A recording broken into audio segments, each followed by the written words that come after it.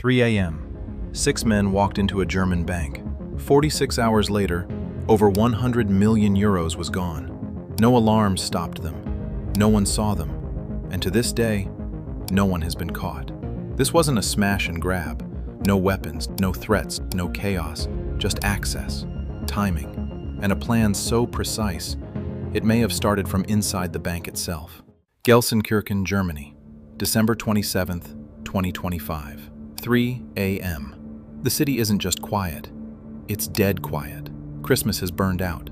Streets empty, shops dark, the kind of stillness where a single sound carries 3 blocks.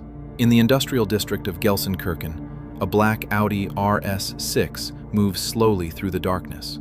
Behind it, a white Mercedes van. No speeding, no erratic turns.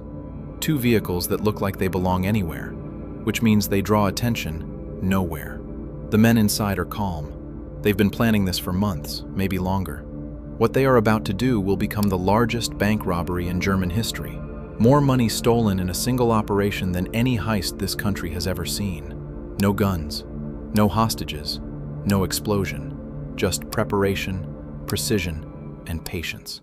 De la Chevalerie Strasse, an ordinary street, an ordinary building, ground floor, a Sparkasse branch, one of Germany's most ubiquitous retail banks. Over 370 regional institutions, millions of customers. Above the bank, residential apartments, normal tenants, normal lives. Beneath it, a basement.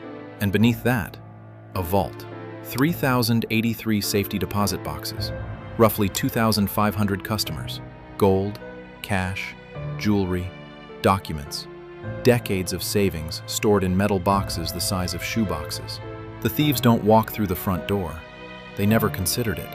Behind the building, a parking garage, multi-level, public on top, private underground. The private section requires a rental contract, a chip, a legitimate agreement with the management company. Somehow, the men in the Audi already have one. They drive past the first barrier without slowing, down 1 level, then another, then a third. Level -3, the bottom of the garage.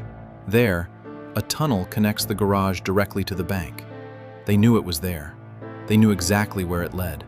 The tunnel entrance is sealed by a heavy rolling gate.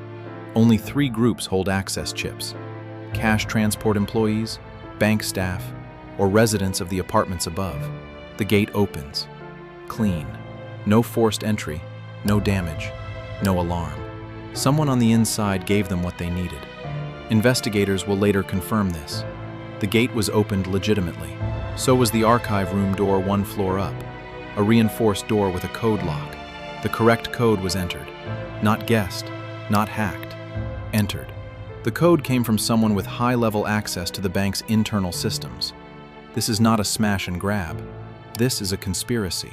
Beyond the gate, the basement stretches out. No cameras, no motion sensors, no surveillance of any kind. The men move freely. They locate the emergency exit, the one that should only open from the inside. It has been pre-compromised, latch disabled, door slightly ajar. Somebody visited this basement before December 27th. Somebody made sure the door wouldn't seal properly. The thieves walk through it like it's their own building. They reach the vault wall. No access code, no override. This is where brute force becomes necessary, but quiet, methodical brute force. From the van, a core drilling machine fitted with a diamond bit. Industrial equipment, the kind used in construction to bore clean holes through reinforced concrete. Some models weigh 40 kilograms, but break into components that can be reassembled on site. They connect a water hose, taken from the women's restroom down the hall. Water keeps the bit cool, keeps it from burning out, keeps the noise down. Core drilling produces a low, steady hum, not a jackhammer shriek, minimal vibration. Residents sleep 2 floors above. Nobody stirs. Before drilling, they face one final problem: location. The vault wall is thick. Drill in the wrong place and you waste hours, or worse, trigger a structural sensor. But they know exactly where to drill. Investigators later theorize the gang may have rented a safety deposit box months in advance, placing a precision tracking device inside, using its known position to map the vault's internal geometry from within. Months of patience, a calculated sacrifice, just to know where to point the drill. They set the drill. They begin. It takes hours. 40 meters away, residents sleep. Children, maybe. Elderly couples who stored their life savings in this building because they trusted it. They are still sleeping. 6:15 a.m. They made one mistake. No dust extraction. Concrete powder accumulates, drifts, finds its way into a fire sensor. An alarm triggers. Police, firefighters, security. They arrive at the building, through the bank entrance, not the garage. This is the moment everything could unravel. 6 men crouched behind a vault wall, a diamond drill still cooling, nowhere to run. One security guard with a flashlight who decides to go just a little further than protocol requires. And it's over. They reach a steel gate, look through it. No smoke, no flames, nothing visible. Standard protocol, false alarm. They file a report and leave. 40 meters away, through a wall and down 3 floors, 6 men wait in total silence, listening, heart rates unknown. Then, nothing. Footsteps recede. A door closes. An engine starts. They resume drilling. The men who almost caught them had no idea how close they were. Sometime in the late morning, the drill breaks through. They are inside. Motion detectors line the interior. The thieves cover them with tape. Simple. Effective. Then they work. No power tools, no noise. Just lever bars and physical force. 3,083 metal boxes, one after another. Systematic, efficient. They sort as they go. Cash, kept. Gold bars, kept. Jewelry, kept. Documents, photographs, personal papers, hard drives, left on the floor. They are not interested in your memories, only in what can be converted to untraceable value. By evening, the bags are full. Before leaving, they execute a forensic countermeasure protocol that speaks to serious criminal expertise. Disinfectant across every surface. DNA destroyed. A fire extinguisher discharged. Foam coating the evidence. Then the strangest detail. They scatter hundreds of human hairs across the vault floor. Not their own. Collected in advance. Likely sourced from multiple hair salons. Different DNA profiles. Different ethnicities, potentially. Think about what that means. Weeks before the robbery, someone walked into multiple hair salons. They collected the swept-up hair. They bagged it. They labeled it, maybe. And they carried it into a vault so that investigators would spend months chasing ghosts. The forensic team will spend months processing genetic material that leads to no suspects, no matches, no conclusions. A deliberate trap for investigators, and it works. December 29th, 3:50 a.m., 46 hours after they arrived. Surveillance footage from the parking garage captures the departure. One man steps out, walks to the barrier, lifts it manually. Another approaches the ticket machine, calmly.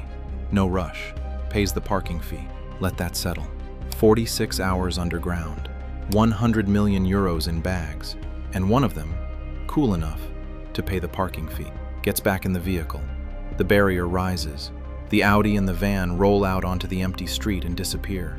8 minutes later, 3:58 a.m., the fire alarm triggers again. Dust. Chemical residue. This time, firefighters enter the basement.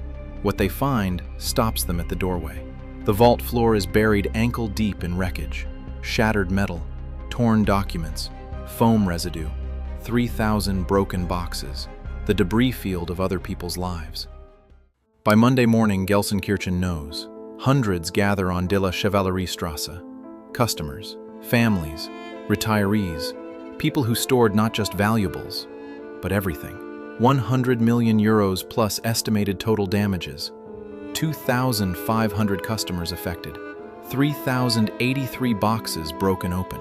350 officers in the task force. One customer lost gold bars worth 100,000 euros. Another, a Rolex at 120,000 euros. A retired man had stored 400,000 euros in cash from a property sale.